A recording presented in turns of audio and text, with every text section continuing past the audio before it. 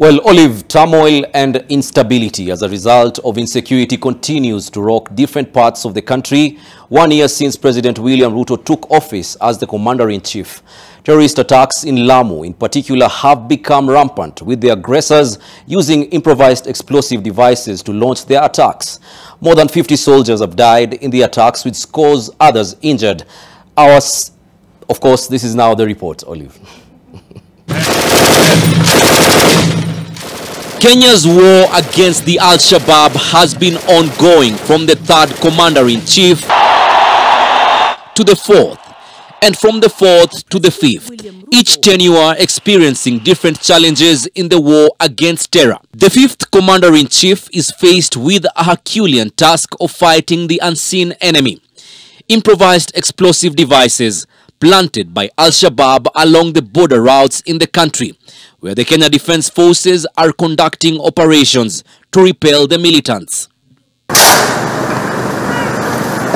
Marching orders from the president to the boots on ground are being executed by the Cabinet Secretary for Defence Aden Duale and the Chief of Defence Forces General Francis Ogola, amidst a surge in IED attacks in Lamu, claiming hundreds of lives, many among them the Kenya Defence Forces soldiers. While questions abound on what the government is doing to deal with this nightmare, security apparatus such as the National Intelligence Service and the National Counter-Terrorism Center have been on the spot as the Al-Shabaab continue to cause mayhem along Kenya's border with Somalia, leading to the government shelving plans to open up the border.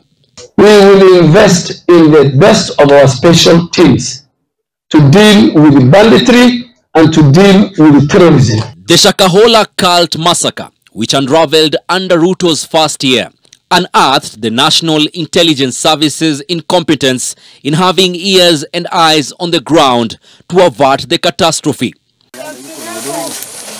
391 bodies exhumed in what has emerged as one of the worst cult deaths reported in the world's history. Siwezi kusema ya kwamba kuna vile tunaweza kukwepa lawama. Tuko na makosa.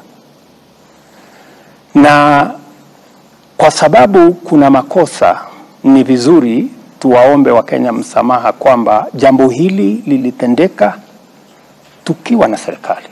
The buck now stops with the Director General of the National Intelligence Service in turning around the tainted reputation. The joint operation involving the National Police Service and the Kenya Defence Forces to deal with bandits who had reigned supreme in the north has silenced the guns to a significant extent. 8 months into the Operation Maliza Uhalifu and thousands of KDF troops deployed, locals in the affected areas such as Elgeyo Marakwet, where 11 people have died in the last 1 month, say the attacks should have been a thing of the past. The Commander-in-Chief's first year has been rocky on matters security and national intelligence, with critical moves and interventions expected of the cabinet secretaries in charge of the vital security dockets. Melita Oletenges, NTV.